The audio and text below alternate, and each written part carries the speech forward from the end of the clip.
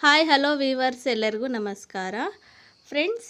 ಈಗ ಈರುಳ್ಳಿ ಚಿಕನ್ ಸಾರು ಹೇಗೆ ಮಾಡೋದು ಅಂತ ನೋಡೋಣ ಬನ್ನಿ. ಅದಕ್ಕಿಂತ ಮುಂಚೆ ನೀವು ನನ್ನ ಚಾನಲ್ನ ಸಬ್ಸ್ಕ್ರೈಬ್ ಮಾಡ್ಕೊಂಡಿಲ್ಲ ಅಂದರೆ ಈಗಲೇ ಸಬ್ಸ್ಕ್ರೈಬ್ ಮಾಡಿಕೊಳ್ಳಿ.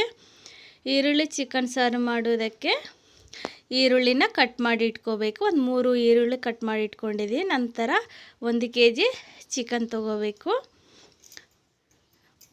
ಕುಕ್ಕರ್ನ ಸ್ಟವ್ ಮೇಲೆ ಇಟ್ಕೊಂಡು ಕಾದ ನಂತರ ಅಡಿಗೆ ಎಣ್ಣೆ ಹಾಕ್ಕೋಬೇಕು. ಎಣ್ಣೆ ಕಾದ ನಂತರ ಇದರಲ್ಲಿ ಕಟ್ ಮಾಡಿರ್ತಕ್ಕಂಥ ಒಂದು 3 ಈರುಳ್ಳಿನ ಹಾಕ್ಕೊಂಡಿದ್ದೀನಿ. ಈರುಳ್ಳಿ ಫ್ರೈ ಆದ ನಂತರ ಇದರಲ್ಲಿ ಸ್ವಲ್ಪ ಅರಿಶಿಣ ಪುಡಿ ಹಾಗೆ ರುಚಿಗೆ ತಕ್ಕಷ್ಟು ಕಲ್ಲುಪ್ಪು ಹಾಕ್ಕೊಂಡಿದ್ದೀನಿ. ಹಾಕ್ಕೊಂಡು ಚೆನ್ನಾಗಿ ಕಲಿಸ್ಕೋಬೇಕು. ಚೆನ್ನಾಗಿ ಕಲಿಸಿದ ನಂತರ 1 kg ಚಿಕನ್ನ ಚೆನ್ನಾಗಿ ತೊಳೆದು ಇಟ್ಕೊಂಡಿದ್ದೀನಿ. ಈಗ ಇದರಲ್ಲಿ ಹಾಕ್ಕೋಬೇಕು. ಚೆನ್ನಾಗಿ ಕಲಿಸ್ಕೋಬೇಕು. ಚಿಕನ್ನು ನೀರಿನಂಶ ಎಲ್ಲ ಬಿಡುತ್ತೆ ಫ್ರೆಂಡ್ಸ್. ಆ ನೀರಿನಂಶ ಹೋಗೋವರೆಗೂ ಹಾಗೆ ನಾವು ಫ್ರೈ ಮಾಡಬೇಕು. ಈಗ ನಾವು ಮಸಾಲೆ ರೆಡಿ ಮಾಡ್ಕೋಬೇಕಾಗುತ್ತೆ. ಬೆಳ್ಳುಳ್ಳಿ, ಕೊತ್ತಂಬರಿ ಸೊಪ್ಪು, ಟೊಮೆಟೊ ಹಣ್ಣು, ಕೊಬ್ಬರಿ, ಚಕ್ರ ಮೊಗ್ಗು, ಮೆಣಸು ಮತ್ತು ಲವಂಗ, ಯಾಲಕ್ಕಿ, ಕಪ್ಪು ಕಲ್ಲಿನ ಹೂವು, ಹಸಿ ಶುಂಠಿ ತಗೋಬೇಕು. ಈಗ ಇವೆಲ್ಲ ನಾವು ಮಿಕ್ಸಿ ಜಾರಲ್ಲಿ ಹಾಕ್ಕೊಂಡು ಮಿಕ್ಸಿಯಲ್ಲಿ ಮಸಾಲೆ ಪೇಸ್ಟ್ನ ರೆಡಿ ಮಾಡ್ಕೋಬೇಕು. ಮಸಾಲೆ ಪೇಸ್ಟ್ ರೆಡಿಯಾಗಿದೆ. ಈಗ ನಾವು ಚಿಕನ್ ನೀರಿನಂಶ ಬಿಟ್ಟಿರುತ್ತೆ ನೋಡಿ, ನೀರಿನಂಶ ಎಲ್ಲ ಬಿಟ್ಟಿದೆ. ಈಗ ಈ ಮಸಾಲೆನ ಇದರಲ್ಲಿ ಹಾಕ್ಕೋಬೇಕು.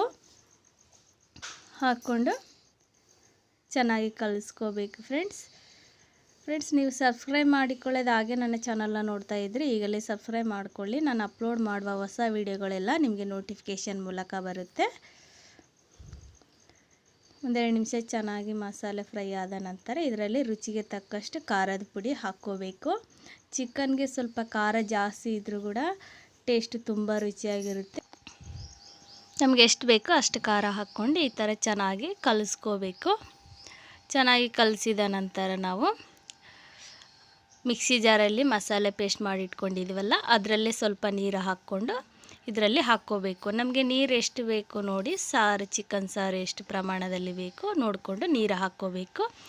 ಹಾಕ್ಕೊಂಡು ಕುಕ್ಕರ್ ಮುಚ್ಚಳನ ಮುಚ್ಚಿಡಬೇಕು. ಒಂದು 2 ವಿಸಲ್ ಬಂದ ನಂತರ ನಾವು ಇದನ್ನು ಆಫ್ ಮಾಡಬೇಕು. ನೋಡಿ, ಈರುಳ್ಳಿ ಚಿಕನ್ ಸಾರು ರೆಡಿಯಾಗಿದೆ.